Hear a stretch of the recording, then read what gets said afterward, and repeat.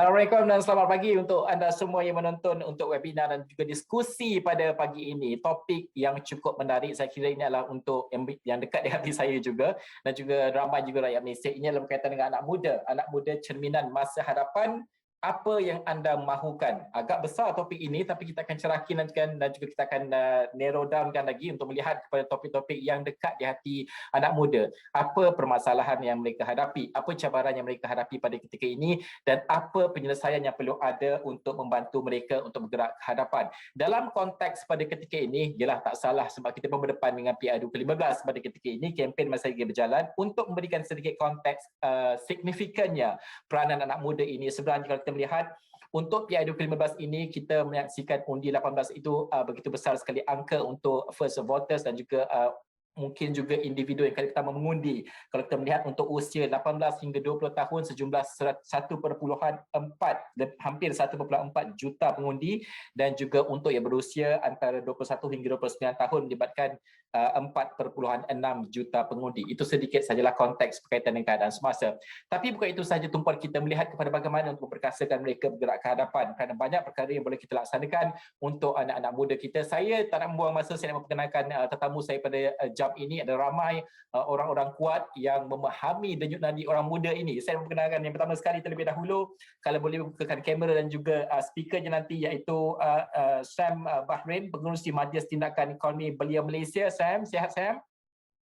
Assalamualaikum. Alhamdulillah sihat. Terima kasih Najib. Alhamdulillah sihat.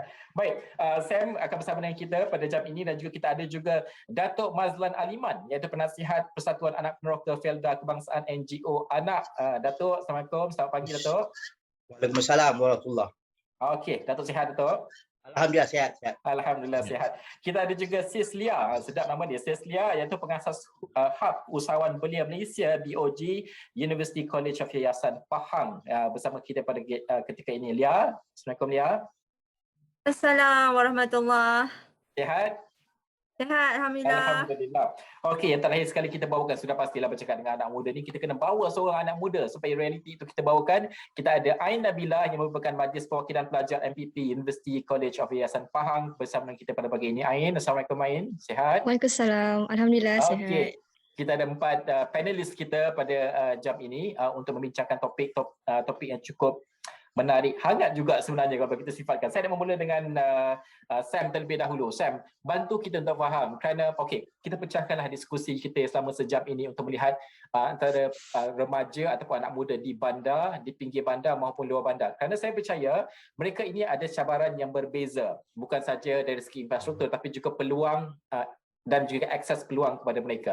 Baik, bawa kami untuk faham, mungkin Sam selaku pengerusi Majlis Tindakan Ekonomi Belia, faham realiti Belia pada ketika ini. Apa cabaran utama Belia sebenarnya? Kalau kita lihat diskusi di media sosial, ada banyak yang mereka suarakan kos hari hidup dan sebagainya. Ini adalah secara amnya ramai yang menghadapi. Tapi apa sebenarnya permasalahan utama, kalau boleh Sam senaraikan supaya kita faham realitinya, Sam? Okay, bismillahirrahmanirrahim. Assalamualaikum. Again, thank you so much. Terima kasih saudara Najib kerana di saya harilah. Jadi sebenarnya kalau kita cerita pasal konteks anak muda ni, saya lebih dekat kepada golongan usahawan lah sebenarnya. Jadi bila bercerita pasal ekonomi orang muda ni, saya banyak berjumpa, orang kata apa, berbual dan orang kata apa sendiri, maksudnya kenal pasti apa masalah orang muda ni. Jadi realiti sebenarnya untuk golongan muda di luar ni sebenarnya mereka agak sukar untuk mencapai sesebuah orang kata apa bantuan ataupun lebih kepada yang memudahkan urusan untuk mereka sebagai seorang usahawan lah. Jadi sebenarnya yang kita nampak ni tak kisahlah di luar bandar ataupun di bandar, yang saya perasan orang kata apa, halangan utama orang muda ni adalah untuk ke depan. Dia tak konsisten. Dia boleh mulakan tapi susah untuk kita habiskan. Tapi kadang-kadang bukan problemnya ataupun permasalahan tu bukannya datang daripada individu sendiri, tapi banyak faktor lah sebenarnya. Itu mungkin orang kata secara ringkas yang saya boleh bagi tahu untuk yang permulaan ni. Okey, kiranya daya tahan lah, daya tahan untuk Ya, kita betul. berkekalan. Okey, Ya. Lia betul juga, kerana Lia juga terlibatlah dalam keusahawanan ini. Adakah ini cabaran utama usahawan anak muda ini, daya tahan mereka itu tidak ada ataupun bagaimana keadaan realitinya, Lia? Okey, terima kasih Asrawani atas jemputan. So apa yang Lia sendiri perhatikan untuk anak muda ni, jurang antara mereka ni, mereka kalau saya lihat pasca pandemik COVID-19 ni, ramai anak muda kita yang sedang berjihad ekonomi, keluar daripada kepompong pengangguran, kepompong ekonomi. Jadi semangat mereka untuk survive sekarang ni memang sangat-sangat kuat, dan mereka sekarang ni memang terutama di kawasan luar bandar sedang survive. Jadi isu-isu seperti kepimpinan, isu-isu ketidaksamaan sosial ataupun jurang teknologi antara keusahawanan belia di luar bandar dan juga di bandar ni juga ada bezanya, Cik Najib. Dan untuk yang seterusnya dari segi peluang keusahawanan yang profesional, kalau kita lihat juga terdapat jurang, terutamanya kalau di luar bandar tu mereka terdedah kepada ekosistem pertanian, peternakan dan juga F&B yang hanya terlibat untuk sektor mikro, kecil dan sederhana sahaja. Jadi berbezalah dengan golongan-golongan usahawan belia yang berada di bandar, Cik Najib. Okey, itu perbezaannya. Ain, bantulah kami juga untuk faham. Ain adalah pelajar juga. Saya faham, dan rakan-rakan juga adalah pelajar. Ain juga merupakan MPP, sudah pasti memimpin juga rakan-rakan pelajar yang lain. Adalah perbualannya tu di kalangan pelajar yang menyatakan bahawa mungkin ada kesukaran mereka. Ada juga usahawan di kalangan pelajar juga mungkin, saya percaya. Betul. Yang berceritakan apa yang mereka mahukan, apa aspirasi mereka, apa cabaran mereka, apa penyelesaian yang mereka mahukan untuk mereka ini terus ke hadapan. Kongsikan rasa dan juga perbincangan itu. Alright, terima kasih. So apa yang selaku mahasiswa ataupun anak muda ni, macam yang Cik Sam cakap tadi adalah dari segi melibatkan, saya fokuskan pada usahawan. Dari segi ekonomi itu sendiri, macam nak survive pada permulaan perniagaan ataupun usahawan ni ada, cuma dari segi pengetahuan untuk diorang stay, untuk diorang survive selama dalam sektor yang diorang ceburi itu terhad. Macam sebagai contoh saya bagi, anak muda sekarang jenis contoh kalau dari segi tanaman ataupun pertanian ni menjadi ikutan. Contoh kalau pada masa itu durian tengah naik, so diorang fokus pada durian je. So kalau contoh harga sawit tengah naik, so diorang fokus pada persawitan sawit. So jadinya diorang tak ada dari segi fokus untuk kekal dalam satu sektor tu, tak ada, sebab dia ada kurangnya ilmu pengetahuan kepada mahasiswa ataupun kurangnya pendedahan kepada mahasiswa ataupun anak muda di luar bandar. Selain itu juga dengan teknologinya sendirilah, walaupun kita tahu teknologi dari masa ke semasa semakin maju, tapi masih ada lagi area-area yang tidak dapat kemudahan teknologi tersebut. So itu sahaja pandangan yang saya boleh bagi waktu sekarang. Okey, Ain. Datuk Mazlan, bawalah kami untuk memahami juga. Datuk dan juga saya berkongsi mungkin rasa yang sama. Saya melahir dan juga membesar di Felda.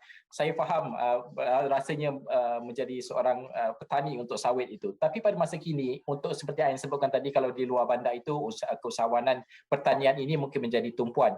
Tapi betul ke ramai ke anak muda sebenarnya nak menjadi petani di luar bandar? Apa kelebihannya? Kadang-kadang kalau kita melihat cakap pasal pertanian ni, ramai mengatakan bahawa ini adalah sektor 3D, ramai yang tak nak dan sebagainya. Kita cubalah suntik sedikit teknologi supaya lebih moden dan sebagainya. Tapi di mana tahap kita, Tuan Mazlan? Apa realitinya untuk anak muda khususnya di kawasan luar bandar untuk masuk sektor pertanian sebagai sumber pendapatan aspek keusahawanan? Assalamualaikum dan salam sejahtera. Nampaknya saya yang paling senior lah di kalangan ahli panel. Saya dah masuk 5 siri. Saya pun tak pasti kenapa saya dipilih pada pagi ini. Cuma untuk Mukadimahnya experience atau untuk experience berkongsi dengan kami ya.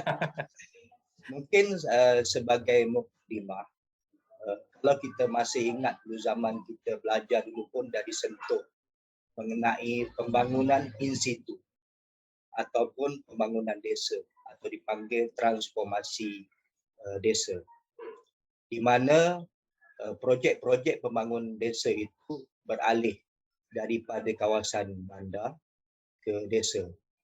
Tapi sebenarnya secara realitinya pembangunan desa ini agak perlahan. Mungkin kerana faktor infra yang masih kurang. Untuk infra masih di kawasan Felda ni setengah-setengahnya bekalan air, ada terputus lagi di setengah-setengah Felda. Keduanya liputan internet kita di setengah-setengah kawasan Felda, kelajuannya agak lembab. Jadi bila proses pembangunan in situ ni dari segi infra yang saya maksudkan tadi, termasuk jalan raya dan sebagainya, menyebabkan pembangunan di kawasan desa ini agak lambat. Saya bukan sahaja berada dalam dunia Felda, tetapi juga saya terlibat dalam sektor pertanian di atas pengalaman saya sebagai bekas pengurusi lembaga pertubuhan peladang. Sebenarnya tarikan atau yang disebut seksi kepada anak muda itu harus ada. Saya setuju dengan saudara Najib bahawa aspek-aspek tarikan itu memang sangat penting. Bagi orang muda hari ini dia bergerak semuanya secara teknologi. Sistem IoT, kalau kita gunakan keadaan drone, sistem ini semua akan memberikan suatu nilai tambah kepada anak muda. Anak muda mau lagi dilibatkan dengan cangkul, kerja yang penat. Tapi sebenarnya peluang itu memang ada. Kalau anak muda Felda itu, macam mana mereka nak tinggal atau membetah di kawasan Felda? Kalau tarikan itu tak berapa ada. Tapi kalau tarikan itu ada, contohnya di setengah-setengah kawasan Felda, kita perhatikan macam Felda Pasak Kota Tinggi, dia ada projek Sawari. Projek Sawari ni projek pertanian yang dipilih daripada satu wilayah tu satu projek. Dan memang betul, kilang-kilang yang dibina pun dia boleh menjana pendapatan isi rumah. Paling tak ada pun sampai 300-400 orang. Sama ada dia anak muda, ibu tunggal dan sebagainya. Itu satu contoh kecil. Bagaimana kalau kita dapat rangsang sosioekonomi ini, untuk macam Felda dia dah wujudkan pembangunan, program pembangunan lokal. Dulu saya masih ingat di bawah zaman kerajaan Pakatan Harapan dulu, kita sediakan bajet lebih kurang 1 bilion selama 4 tahun.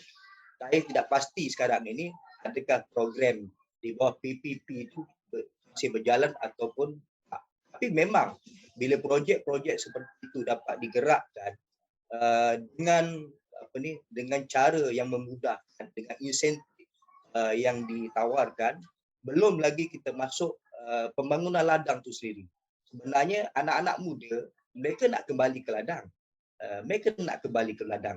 Tapi apabila peluang itu yang datang kepada mereka masih lagi dalam kerangka yang lama, bukan kaedah teknologi macam di setengah-setengah negara macam di Indonesia pun dia dah banyak gunakan kaedah teknologi yang moden.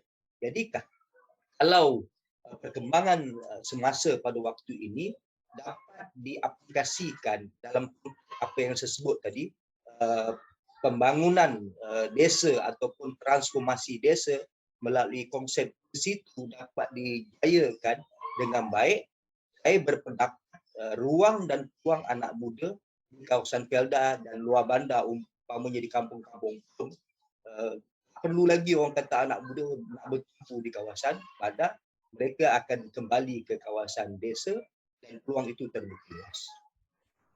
Okey. Banyak yang Datuk kongsikan itu sedikitlah apa yang dilaksanakan di Felda sebelum ini dengan pengalaman Datuk dan jawatan sebelum ini.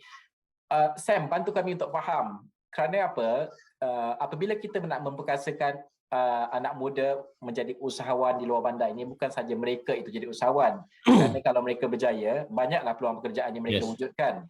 Jadinya ramailah yang boleh mendapat kerja yang tidak perlu berhijrah ke kawasan bandar. Idea itu dengarnya macam mudah. Tapi kalau kita Ya. melihat kepada apa yang Datuk sebutkan tadi dengan teknologi dan sebagainya, senang ke tidak sebenarnya adaptasi teknologi ini kalau dalam sektor pertanian khususnya, ataupun sektor apa pun, tanaman kontan ke ataupun ruminan ke dan sebagainya, senang ataupun tidak. Sebab sebelum ini saya berborak dengan salah seorang usahawan yang menjalankan sektor pertanian. Dia mengatakan bahawa kalau kita pandai guna smartphone, kita dah pandai dah guna IoT dan sebagainya. Betul ke tidak sebenarnya? Okey. Saya setuju juga dengan beberapa pandangan yang diberikan Datuk sebentar tadi. Jadi sebenarnya bila kita nak bercerita mengenai apa usahawan boleh buat sekarang, apa usahawan dulu boleh buat, cuma sekarang ni apa yang boleh cakap dengan kewujudan dunia digital, peluang tidak lagi terhad. Maksudnya sekarang ni tidak lagi membataskan seorang individu tu di bandar ataupun di luar bandar. Teknologi digital telah membuka banyak sangat ruang dan peluang sebenarnya. Terutamanya menjadi usahawan. Usahawan sekarang ni dah menjadi satu cabang yang semua nak ceburi. Bila semua orang cerita pasal digital, semua orang boleh berniaga dan sebagainya. Jadi untuk mencerita pasal soal pertanian, yang ini saya sendiri pernah lakukan. Mungkin saya boleh ceritakan sikit, kongsilah. Pada PKP yang lepas, saya banyak-banyak peluang dan ruang. Saya mencuba satu peluang iaitu pertanian. Tapi saya tidaklah mengambil pertanian dari konteks saya kena ada tanah dan sebagainya. Ini saya cerita. Maksudnya saya cerita ni bukan pasal orang lain, pasal saya sendirilah. Jadi untuk membuktikan bahawa usahawan dan pertanian dan digital ni boleh digabungkan sekali. Jadi apa saya buat? Saya berjaya jual mangga sebanyak 6 tan tanpa jumpa orang. 6 tan tanpa jumpa orang. Saya melalui online sahaja. Mangga tu bukanlah saya tanam, tapi mangga tu saya dapatkan yang berkualiti daripada pembekal yang berkualiti. Jadi bila kita cerita pasal pertanian usahawan, kita gabungkan sekali apa yang Datuk bawa tadi tu. Pertanian dan usahawan ni tak kisahlah dia pertanian ke, digital ke dan sebagainya, sebab ruang tidak lagi terhad. Dulu kalau kita cerita nak dapatkan produk yang bagus, kita kena pergi kelas. Kita kena buat itu dan ini. Tapi contohnya macam sekarang ni tidak perlu sampai ke arah itu. Di mana ada ruang dan peluang sebab digital sendiri telah membuka ruang yang sangat besar. Itu dari segi konteks untuk kita pertanian lah. Tapi bila kita cerita pula apa yang berlaku di luar bandar, jangan terkejut, ramai peluang kerja atau banyak peluang kerja yang telah diwujudkan sendiri oleh usahawan-usahawan digital di luar bandar dan pekerjaan untuk orang di bandar. Contohnya bagaimana? Seseorang yang mempunyai ladang ataupun seseorang yang mempunyai raw material di luar bandar untuk dijual, dia memerlukan siapa? Dia memerlukan pakar khidmat jurunding digital di bandar, dan mereka berkolaborasi untuk menjadikan satu ekosistem yang harmoni. You ada produk dan orang di bandar ada teknologi, tapi tak ada produk, tak boleh bergerak. Jadi sekarang ni orang di luar bandar yang mempunyai capacity, yang mempunyai ability untuk memiliki produk dan sebagainya, perlu pemasaran. Jadi pemasaran yang dilakukan sekarang ini adalah digital. Jadi graduan-graduan lepasan-lepasan yang kelulusannya di universiti yang seperti graphic designer memang sangat laris sekarang. Ini saya bercakap sebab ini yang berlaku. Sebab saya memang menghadapi situasi yang sama banyak. Ramai anak-anak muda di bandar yang telah graduasi di sektor digital, banyak yang menjadi freelance dan banyak yang bergerak ke arah usahawan. Dan ini pula dibantu dan dikuatkan oleh usahawan-usahawan di luar bandar. Kenapa saya cakap usahawan banyak di luar bandar? Satunya dari segi kos. Di luar bandar, macam kalau dulu kita nak berniaga, mungkin kita nak berniaga di KL. Nak sewa kedai itu mesti di prime location, betul kan? Tapi sekarang location is no longer our concern. Sebabnya lokasi tak kisah. Sebab sekarang ni di mana-mana saja kita boleh hantar barang dan di mana-mana saja kita boleh engage dengan kita punya user atau pengguna. Jadi untuk saya cakap nak kata peluang tu terhad di bandar dan di luar bandar berbeza, mungkin dulu konteksnya begitu. Tetapi sekarang ni peluangnya tu hampir sama rata sebenarnya. Bila kita dah start digitalize kan everything ni sebenarnya. Okey, menarik. Ini fakta yang menarik sekali. Okey, sebelum saya nak pergi ke Lia, saya nak memberitahu audiens, penonton pada ketika ini, anda boleh hantarkan soalan, nanti insya-Allah kita akan kumpulkan. Ada satu beberapa soalan yang setelah saya kumpulkan. Sekejap lagi, 11.30 lebih kurang macam tu, kita akan mulakan tanya soalan daripada penonton, apa yang mereka tanyakan dan juga suarakan, supaya panel-panel kita bolehlah jawab. Okey, tadi saya sebutkan tadi banyak, jurang itu tidak ada, tembok pemisah bandar ke tak bandar ke dah tak ada dah. Ini sekarang borderless. Maklumat senang nak dapat, ilmu pun senang nak dapat. Lia bantu kami sebab Lia juga terlibat aktif dalam pembangunan belia ni sejak daripada muda lagi dan juga sehinggalah ke sekarang, dan juga kalau di hub usahawan belia Malaysia ini mungkin sudah banyak juga kes-kes ataupun keadaan keusahawanan yang dilihat dan juga dibantu. Apa yang boleh dikongsikan? Kerana kalau kita melihat ini sedikit cabaran yang kita lihat di kawasan Felda, di kawasan luar bandar dan sebagainya, jurang itu sudah tidak ada. Semua orang boleh mendapat akses dan sebagainya. Tapi apa lagi yang menghambat lebih ramai anak muda untuk terlibat dalam keusahawanan ataupun terlibat bersama untuk belajar menjadi usahawan? Lia. Okey, baik.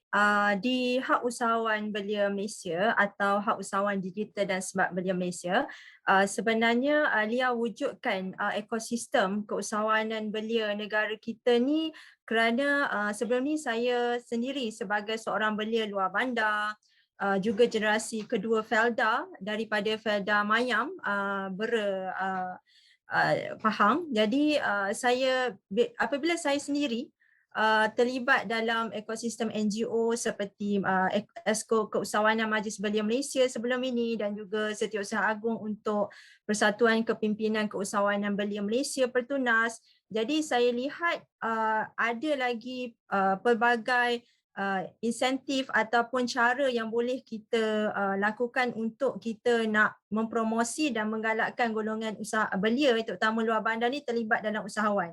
Kerana apa, Cik Najib? Kerana di Hak Usahawan kami memonitor 5 golongan yang terdiri daripada usahawan ataupun belia berusia 15 hingga 40 tahun yang terdiri daripada belia luar bandar, ibu tunggal muda bawah 40, orang asli, belia-belia OKU luar bandar dan juga belia-belia di pedalaman contohnya seperti Felda. Jadi di sini apa yang kami lakukan ialah kami mendigitalkan ekosistem pembangunan belia usahawan itu sendiri. Sebab kalau kita lihat ramai antara golongan belia kita, Cik Najib, yang berminat untuk menjadi usahawan, berminat untuk berniaga kerana ada juga dalam kalangan belia-belia daripada latar belakang luar bandar ini yang mereka ni background dari segi profesional, contohnya seperti ada yang doktor, ada yang jururawat, guru dan sebagainya yang saya lihat bila di pertengahan kerjaya tu memilih untuk menjalankan perniagaan. Jadi saya terfikir kenapa golongan belia hari ini ke arah keusahawanan, dan kalau kita lihat dalam dasar belia negara dan juga dasar keusahawanan nasional ada satu skop yang dipanggil membudayakan keusahawanan. Jadi elemen itulah yang sekarang ni saya rasakan kerajaan juga sedang menggalakkan keusahawanan dan saya juga lihat di sini antara kekangan ataupun isu dalam kita nak membawa golongan belia kita ni sebagai keusahawanan. Kalau kita lihat dalam konteks Cik Sam tadi ada share berkenaan tentang ekonomi digital. Jadi isu di luar bandar adalah bila kita sebut tentang digital, tentang internet, of course kita memerlukan jaringan internet yang sangat stabil ataupun cukup menyokong ekosistem belia luar bandar ni ke arah menjana ekonomi dan keusahawanan. Jadi saya kira mungkin para pemimpin pada masa akan datang perlu meletakkan ini sebagai satu aras untuk mendapat capaian ataupun sokongan daripada golongan-golongan kami belia di luar bandar ini. Lia, itu penerangan yang panjang. Kita melihat pada bagaimana untuk usahalah inisiatif yang dilaksanakan dan sebagainya. Tapi kalau kita melihat sejak pandemik yang lepas, banyak dasar kerajaan sudah pasti cuba membantu golongan muda ini. Kalau kita melihat mungkin yang terbaru, kalau kita melihat di bawah Keluarga Malaysia ini, ada juga, ini bukan saja keusahawanan tapi juga membantu anak muda untuk kekal dalam sektor pekerjaan ataupun kembali ke sektor pekerjaan, sebab bila pandemik berlaku kita kata upskilling, reskilling dan sebagainya. Usahawan pun nak tengok juga anak-anak muda yang nak masuk jadi pekerja mereka ini yang di-upskillkan bersesuaian dengan kepakaran yang mereka mahukan. Kalau kita melihat ada inisiatif seperti MyStep, ada juga inisiatif lain seperti Jaminan Kerja, Upskill Malaysia dan sebagainya. Ini semua diumumkan dan juga sudah pasti ada sambutan dan juga ada penyelesaian yang mahu dicapai. Ain, bantu kami untuk faham, dengan segala inisiatif yang diumumkan ini, realiti untuk anak muda pada ketika ini bagaimana? Adakah mereka cukup memahami inisiatif ini? Adakah inisiatif ini cukup membantu mereka? Kerana saya kira cabarannya juga adalah satu, untuk memahami segala inisiatif yang diumumkan. Kedua, bagaimana untuk mereka merebut peluang yang ada? Kerana mungkin ini disediakan, cuma ini perlu direbut oleh anak muda. Ain, bantu kami untuk faham.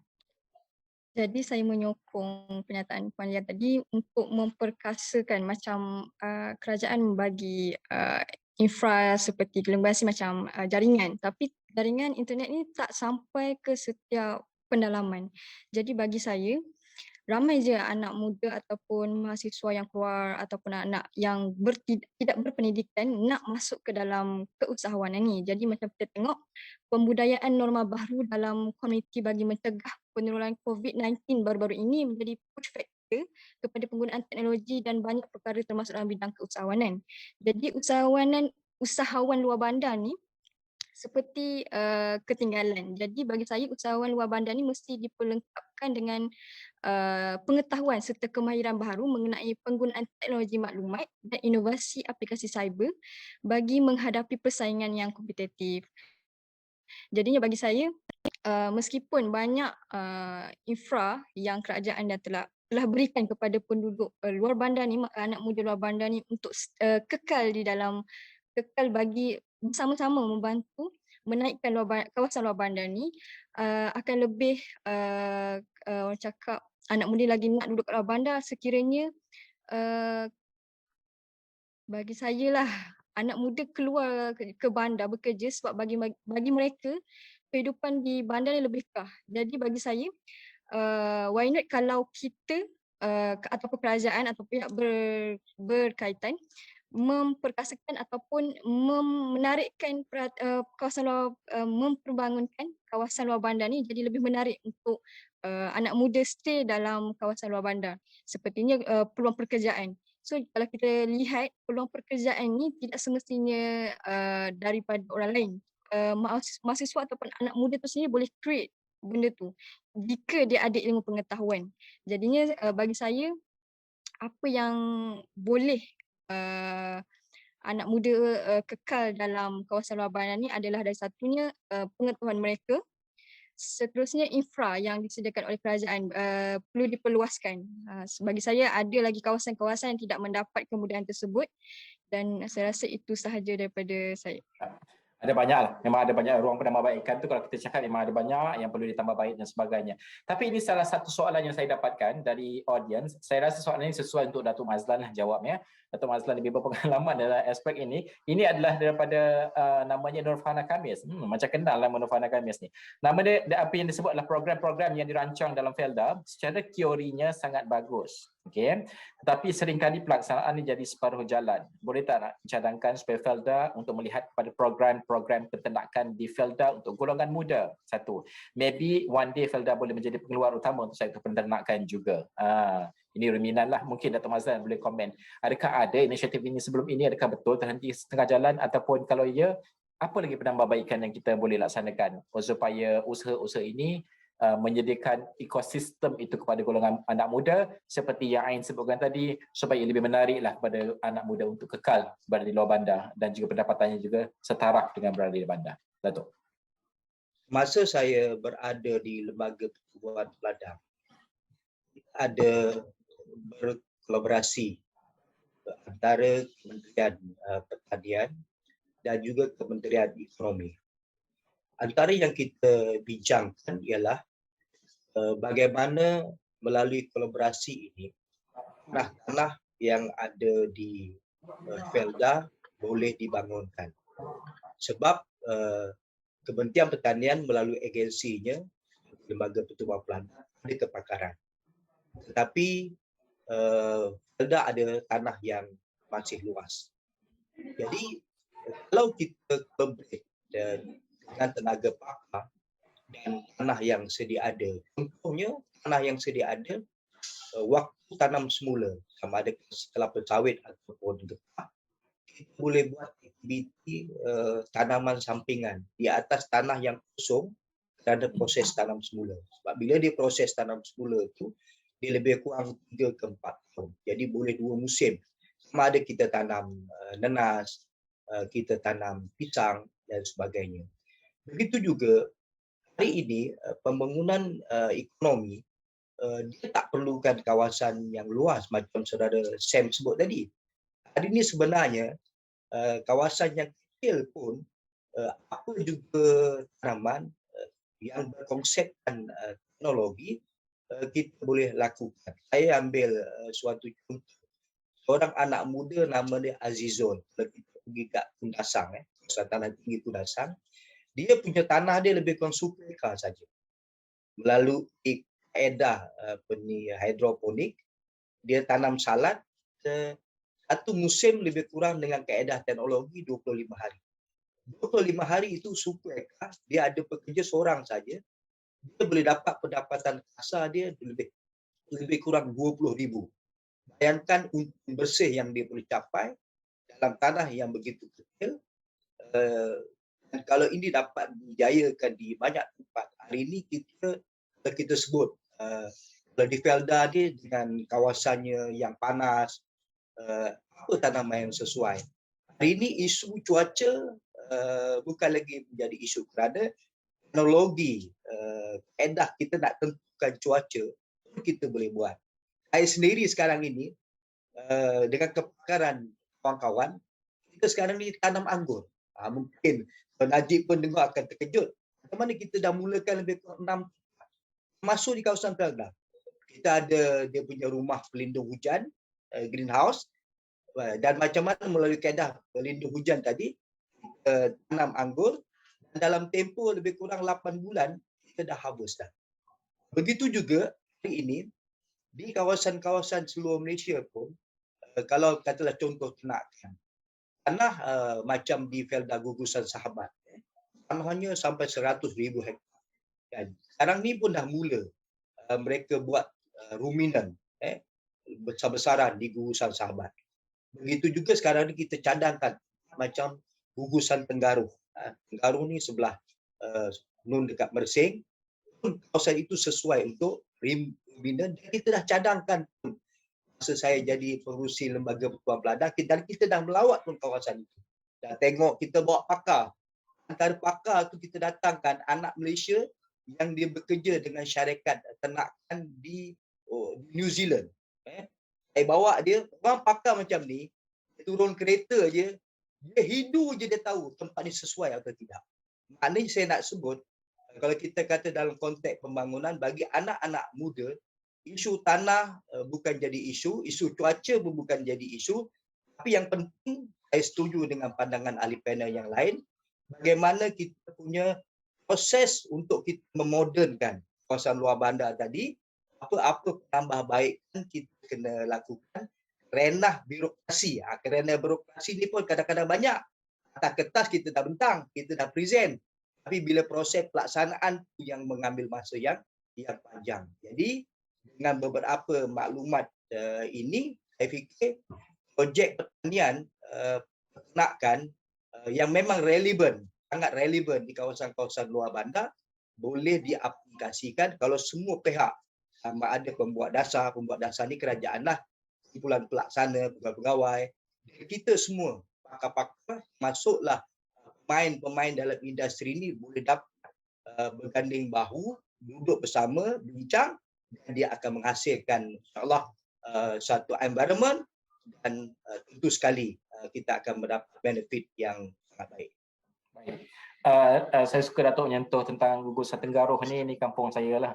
Ada projek seperti itu, Tuhan kasih. Adalah sedikit persoalan dan sebagainya. Tapi okey, ini soalan seterusnya yang kita dapat daripada audience. Audience boleh terus hantar soalan. Ada banyak lagi masa yang boleh kita akan ajukan. Tapi soalan ini saya nak tujukan kepada Lia dan juga Sam. kita mulakan dengan Lia lebih dahulu. Ini adalah daripada soalan daripada Wan Saliha yang bertanyakan tentang apakah pandangan tentang anak muda sebenarnya berminat dengan pertanian tapi tidak sanggup untuk bekerja keras dan hanya hangat-hangat tahi hayam, iaitu menyebabkan gagal di pertengahan jalan dan mendatangkan kerugian. Bagaimanakah untuk membuatkan anak-anak muda ini terus kekal bersemangat mencuburi bidang ini? Mungkin Lia ada pengalaman dealing dengan perkara sebegini. Macam mana kita nak supaya mereka ini sentiasa ada motivasi? Tadi kita sebut apa awal teknologi, tapi ialah bukan semua tempat boleh ada akses seperti ini. Apa lagi boleh kita laksanakan secara harian supaya ini konsisten lah? Okey, baik. Terima kasih kepada Miss Saleha. Okey, untuk generasi muda ataupun golongan belia, saya sendiri nasihatkan diri saya sebagai golongan belia yang terlibat dalam keusahawanan. Di hak usahawan di bawah kita, Cik Najib, di Negeri Pahang saja kita sekarang sehingga ke Oktober 2022, kita memonitor lebih 36,000 usahawan belia di Negeri Pahang, dan untuk satu Malaysia lebih kurang 217,000 usahawan-usahawan belia di seluruh Malaysia yang kita dalam pemonitoran di bawah hak usahawan. Jadi sebelum kita nak melaksanakan apa-apa ataupun nak menarik golongan belia ni ke arah keusahawanan, saya akan ataupun kami akan berkongsi berkenaan tentang pelan ataupun perancangan awal. Maksudnya dari tempoh unjuran 1 tahun, apa peranan belia ni perlu lakukan dalam tempoh perkembangan ke kurang 3 tahun, apa yang kita selaku belia perlu untuk laksanakan, dan kurang 5 tahun apa yang perlu untuk kita terokai. Jadi seperti pengalaman di Hak Usahawan Belia Malaysia ni sendiri, Cik Najib, kita ada 5 fasa dalam memonitor golongan usahawan belia, di mana yang pertamanya adalah fasa untuk pembudayaan usahawan dan dengan sokongan internet berkapasiti tinggi, seterusnya dari aspek pemasaran, penjenamaan, kemudian dari aspek pengurusan akaun, seterusnya dari aspek pembudayaan golongan belia ni ke arah import dan juga ekspor. Maksudnya dalam masa belia ni dikenal pasti mereka ni ada minat, Cik Najib. Jadi daripada situlah contoh mereka ni minat untuk menjalankan perniagaan sambal hitam. Jadi apa yang cuba untuk kita budayakan adalah dari tempoh 3 ke 5 tahun, golongan-golongan belia kita ni ready untuk tahu apakah agensi yang boleh sokong mereka untuk ekspor ataupun import dalam industri tersebut. Kemudian apakah cara-cara mereka perlu tahu 3 ke 5 tahun lebih awal, iaitu pada masa sekarang. Jadi saya yakin sekiranya golongan belia sama ada di pedalaman ataupun belia yang terlibat dalam keusahawanan ini, dia terdedah kepada pelan perancangan jangka panjang. Jadi persediaan mereka untuk mereka terus sustain dalam bidang keusahawanan tu akan ada, dan disokong juga dengan sokongan yang kuat daripada agensi ataupun GLC yang terlibat dalam empowering our youth ni sebagai usahawan, Cik Najib.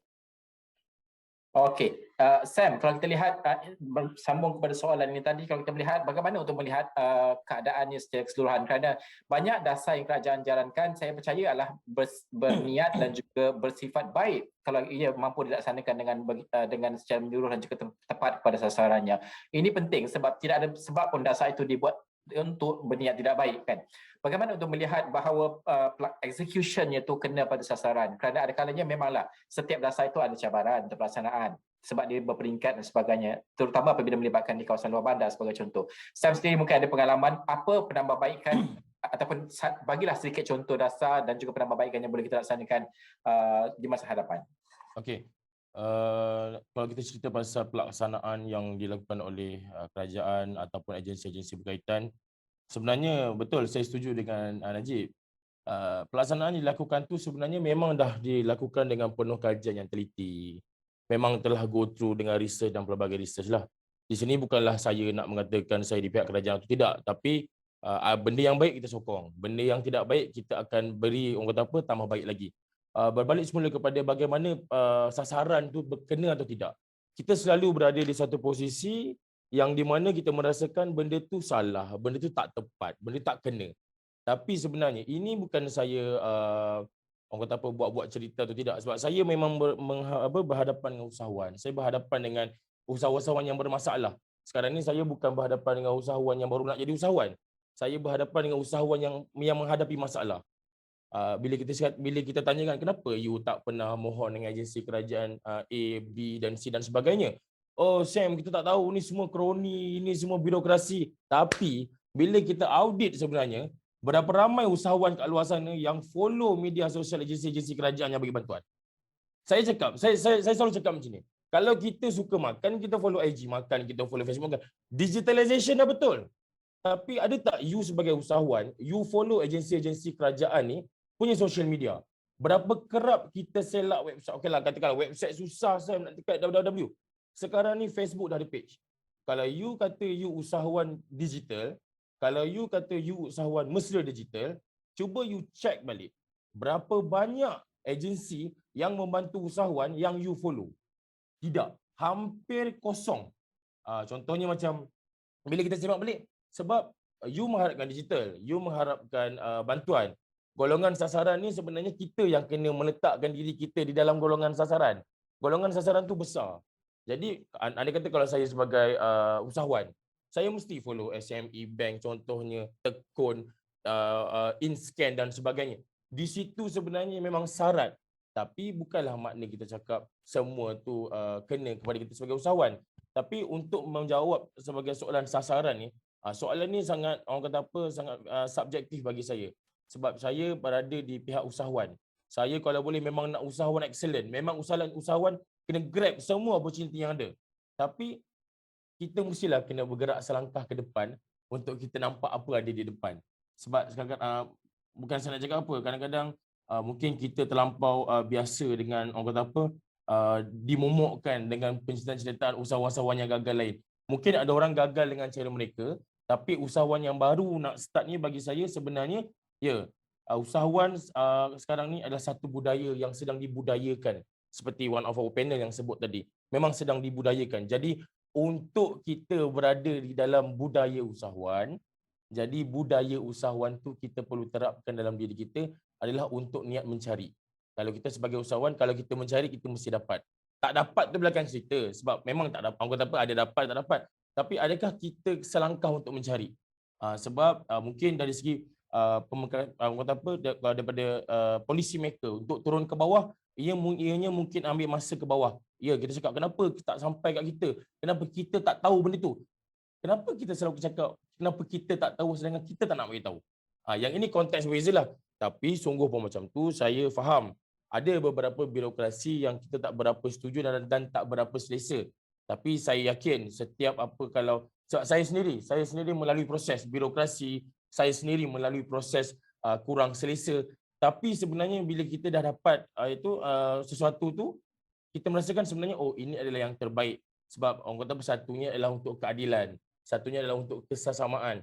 Jadi saya menyambut baik agensi-agensi kerajaan yang sekarang ni boleh saya katakan semenjak 2-3 tahun kebelakangan ni kita dapat rasakan yang selepas pandemik usahawan telah orang kata perniagaan telah menjadi satu cabang untuk mereka ceburi, dan banyak orang kata apa sumber-sumber dan inisiatif yang kerajaan tolak ke depan untuk keusahawanan.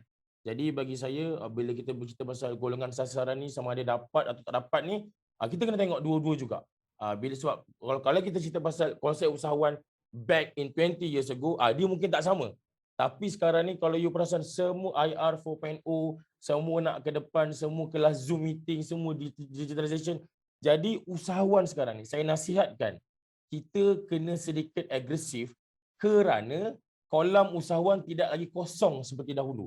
Sekarang ni semua orang masuk dalam kolam yang saiznya sekarang ni yang dulunya sama, sekarang pun sama. Tapi dia dah ramai. Bila dah ramai ni kita kena cepat. Untuk kita ni baru ni saya ada pergi program Tekun yang disebut program SPIM yang bagi 10,000 ada murah dan sebagainya. 200 juta, 300 juta dah kerajaan dah umumkan. Tapi alamak kita terlepas. Tapi sebenarnya itu adalah sisi yang kedua atau ketiga saya tak silap. Sebabnya ramai yang tak dapat. Sebenarnya yang tak dapat pertama kali dia terus follow Facebook untuk tahu. Supaya bila ada posting yang seterusnya dia nak dapat juga. Jadi kerajaan dia tengok dekat situ.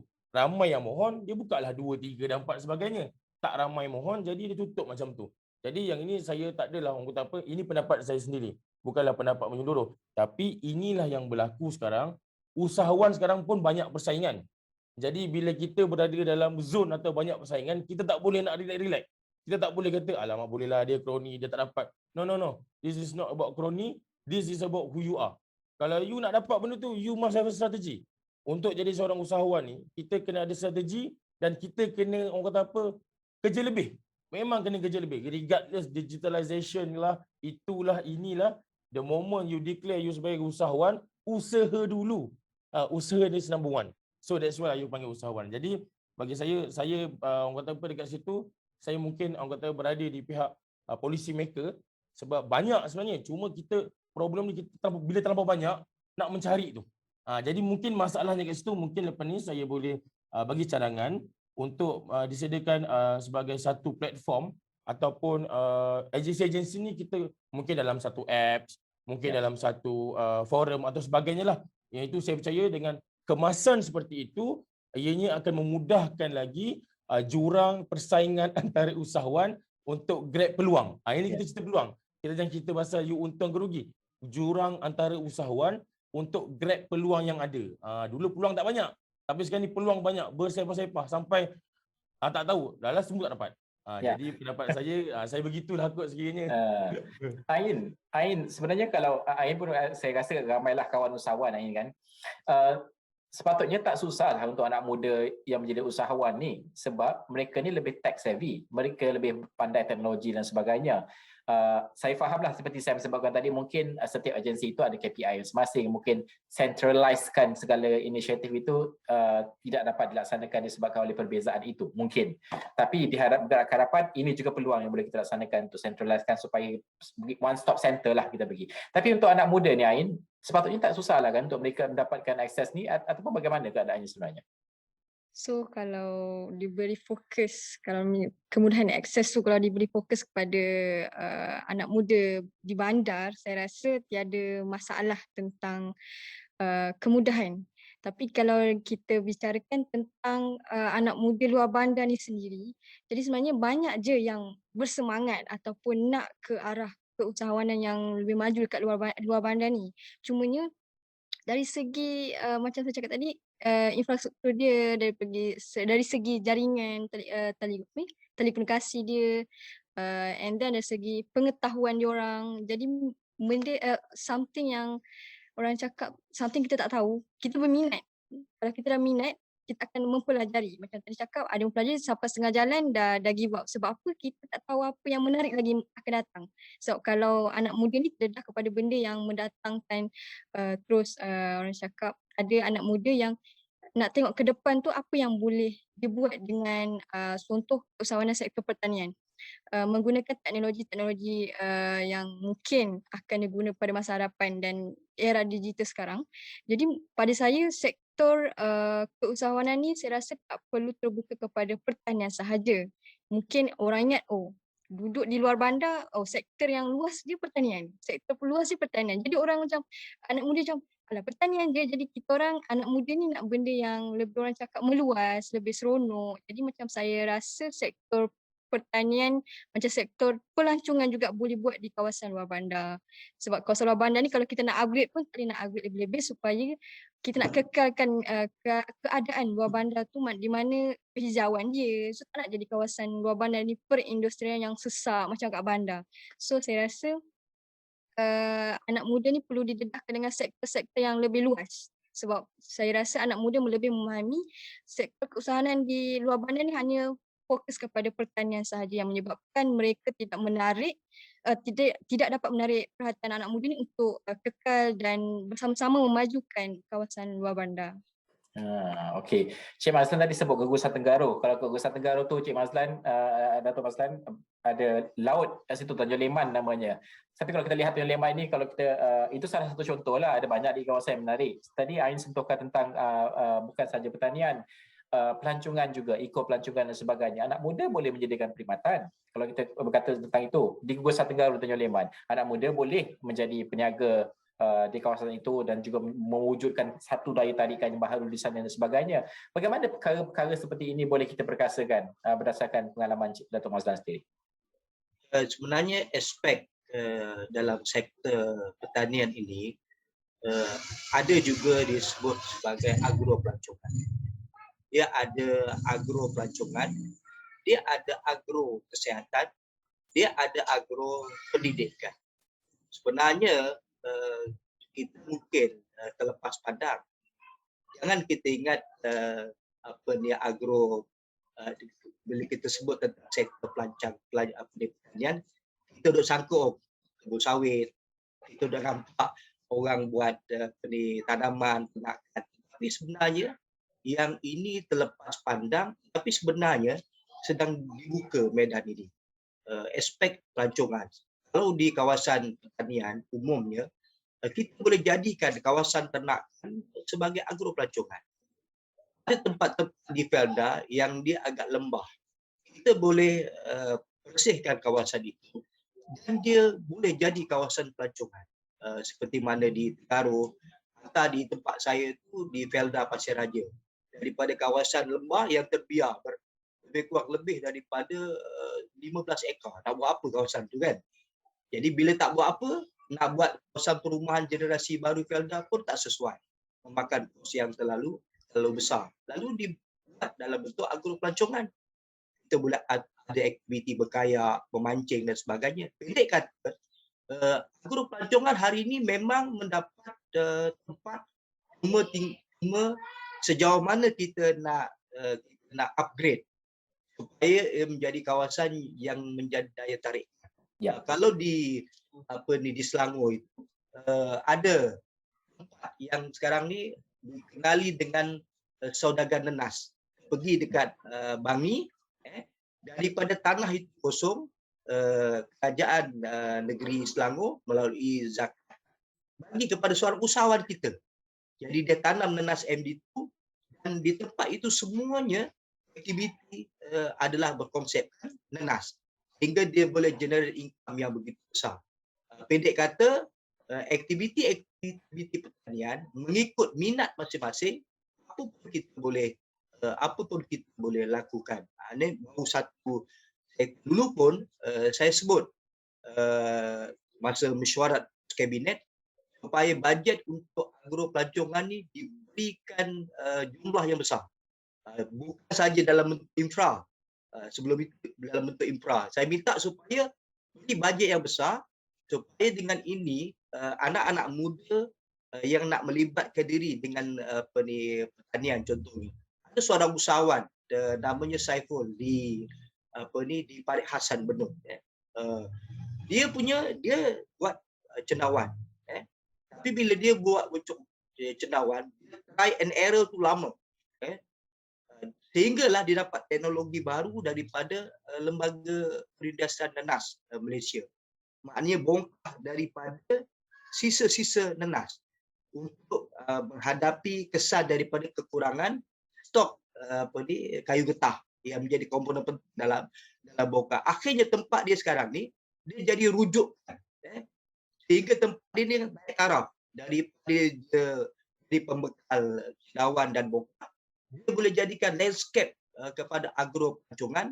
Dia buat kafe berasaskan daripada segala-galanya daripada cendawan. Jadi maknanya saya nak tekankan di sini, kita kena ubah persepsi. Jadi saya nak sebut satu benda penting sebenarnya kepada Saudara Najib.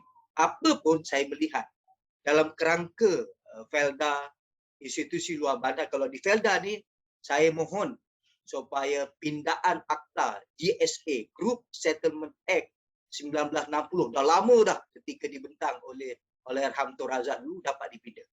Ini akan memberi ruang yang seluas-luasnya kepada generasi baru Felda yang sekarang ini meliputi 70% yang ada di Felda. Dapat orang kata elemen penting daripada dasar yang baru yang mengambil kira terutamanya dalam konteks perwarisan atau faraid. Dulu dia relevan generasi asal. Tapi hari ini kalau tanpa pindaan akta GSA ini, minta maaf lah bahasanya anak-anak muda di Felda ini, generasi baru di Felda ini, dia dianggap sebagai penumpang. Kerana apa? Tidak didokumenkan suatu akta yang bila akta didapat dipinda, tubuhkan suatu panel di peringkat parlimen, gubal akta ini, dan insya-Allah hala 7 anak muda dalam konteks perlembagaan akta GSA 1960 memang betul-betul terarah. Wallahu a'lam.